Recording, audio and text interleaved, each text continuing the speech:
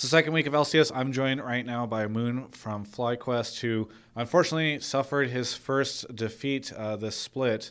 Only week 2, though. Yeah. But, what happened with that Echo Fox game it seemed really quite crazy in the third game in particular. Honestly, I'm not sure. I feel like in a lot of fights, it was like I would do something like really well, or the fight would start out 4v5 or something, and I'm focused on my own character. Eve is like, I'm always looking for flanks or something like that, and I feel like we would just lose every fight. So I have to go home, watch the VOD, see what was happening. I think we weren't really able to kill Nautilus or something like that. That's what everyone was saying. I think we should have been able to win fights. I think people were misplaying, myself included. I made a lot of mistakes that game. But losing is fine. We're 3-1 in second week. I definitely did not expect to have this good of a start. Yeah. Let's talk a little bit about Echo Fox. I feel like they're one of those teams where I hear people walk by and they say, like, oh, yeah, it would be really bad to lose, like, Echo Fox. So, like, people seem to think that they are definitely at the bottom of the barrel. Yeah. What do you think of that team and their strength right now, especially having just played them? I mean, I think they're playing pretty well recently. Did they 2-0 Dig? They 2-1 Dig yesterday, right? I think people were rating Dignitas really highly, and they 2-1 them. They 2-1 us. I think people were originally rating us really low, but now they're kind of giving us a little bit of respect. I definitely think they're a middle-of-the-pack team. I don't think they're, like, top of the pack. I would say they're pretty even with us. I think all the games are pretty close. So, yeah, talk to me a little bit about the strength of the teams in North America. Everyone's still trying to figure out. They're like, okay, well, if FlyQuest isn't the team that sucks, what is the team that sucks? And like everybody tries to find like, okay, the North American narrative normally is there's these 4 big teams. There's like 2 teams that hang out in the middle and are kind of boring because they don't have anything going on. Then you see these guys down here that are like 0-10 or something. You know what I mean? So do you think that this is going to be a shift in that for the split, or where do you think there are bad teams in NALCS right now? I can't even think of the bottom. Who are the bottom teams right now in the standings? Well, what are the like rankings? Right now, yeah, by the second week? I actually don't. I'd have to look it up because everybody keeps winning and losing to each other. I can't think of like a clear bottom team. Yeah. I'm sure I'm just like spacing out or something. I think that it's really early to tell, and also we're scrimming a lot of challenger teams. So it's hard to gauge that off of scrims. A lot of times, like if we're scrimming a lot of LCS teams, it's easy to be like, oh, well, we do well versus this team and they're not doing well on stage or something. But we're scrimming a lot of challenger teams and some LCS teams, so it's kind of hard to judge, and it's really early in the split. So, I remember a time when LCS teams would just like not scrim challenger teams because they would just only scrim each other. It seems as though I'm hearing more and more about teams that are scrimming challenger teams. Any ideas why that is? Is that because challenger teams are getting better, or why is that happening? I think challenger teams are definitely getting better. Like I think Locodoco's team, Goldcoin United, is really good. They have Mad Life, Santorin, Solo, Phoenix, and Rikara Mashmi. So they're a really good team. I think the other challenger teams are really good as well. But for us, like I think people were kind of rating us really low in the beginning of the split. So when we were booking scrims, we couldn't obviously get the greatest of scrims. People didn't expect much out of us. So I think in the coming weeks, our scrims will get better and better since we're performing well in LCS. Yeah. There's also E United, right? E United, yeah, that's the EU team with Broken Shard in them. Okay. They're good too. Yeah. So there's Goldcoin United and E United, and no connection between these teams, right? No connection. Yeah. Just want to verify that. Talk to me a little bit about the Eve pick.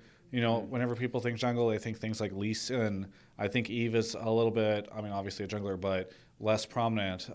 What do you think of Eve and her strength, and why'd you pull her out? I mean, no one plays Eve. I think Eve is like not that great of a champion right now, but in the situations they had like a full squishy team, full squishy backline. They couldn't build much MR, and a lot of junglers were banned. I think my champion pool is like the biggest out of almost every jungler in LCS. I think I can pull out a lot of random champions like Kindred and Eve. So I think a lot of times like we'll save jungle pick for 4-5, and my team can get an advantage from picking priority in 1-2-3 because of how the new ban system works. So Eve was just good there. I think I'm good at Eve. Yeah. I think I showed that today. So it's always a pocket pick for me. Yeah. Also, I wanted to bring it out at some point early in the season because now it's like a threat for every team, right? Like every team has to be like, well, Moon can play Eve. I think I talked to like Team Liquid a little bit, and he was like, oh, you're not playing Eve. Like it must just be bad in this meta. Eve is fine. So I think it's also like teams have to respect that now. So yeah. I'm glad to have played. You're pitting the fear of Eve into. Do you have like other crazy things that you'll be pulling out later this? I mean, you said you have a lot. Obviously, you mentioned Kindred, but are there other?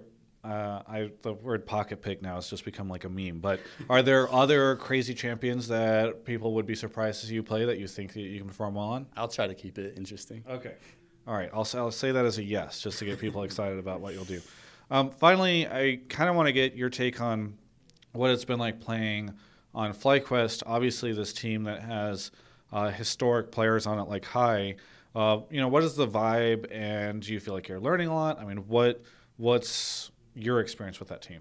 I'm definitely learning a lot, and playing with High is amazing. Playing with 4 veteran players is really nice because if I'm ever lost, I can just ask them what's going on or something. I'm learning a lot, but also our scrims are like really, really terrible right now. Really? Like we just troll like there's 2 weeks ago before LCS started, we would just like LCK started, right? So we were trying everything that LCK was doing, like random picks that LCK does, and we're like, oh, has to be good. We would lose every scrim.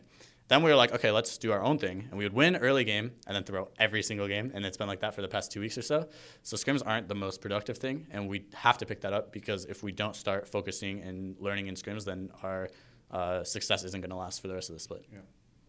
I guess I do want to ask also, I know we're only 2 weeks in, but I'm always kind of curious about this because so many people fascinated by like the celebrity of the LCS and the fandom of it.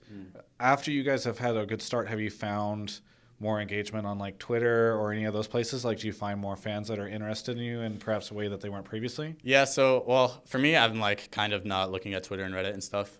Before I cared a lot about that stuff, but I guess I've just changed my mindset. I haven't read any like post-game threads or anything. I actually have my Twitter, like the notifications only set to show notifications from people that follow me. Okay. So I can't see any of that.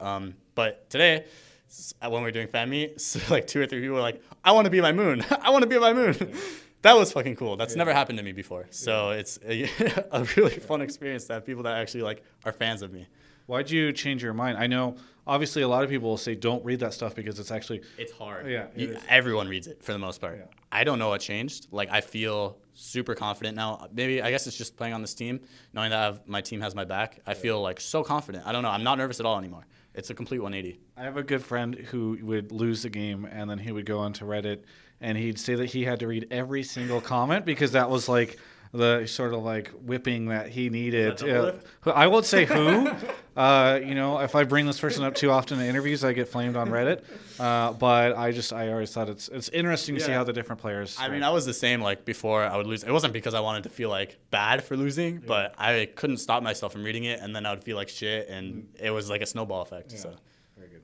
Is there anything you want to say to any of the FlyQuest fans whose messages you're not reading at all whenever they tweet at you? Shout out to everyone that's a fan of me, that's becoming a fan of me. Support FlyQuest. And yeah, we don't have any sponsors, so just support us as players. Cool. If a sponsor wanted to reach out to you, right? Yeah. They can't tweet you on Twitter. I guess, they can't tweet me on Twitter, no. So you got to find some other way. Okay. Well, hopefully they can figure it out. Anyway, thank you so much for the interview. Really good to chat with you. Always appreciate when people have a pretty good spirit after a loss. So looking forward to seeing what else FlyQuest can accomplish throughout the split. And for everyone else, you can check out the rest of our coverage of all things esports here at Yahoo Esports.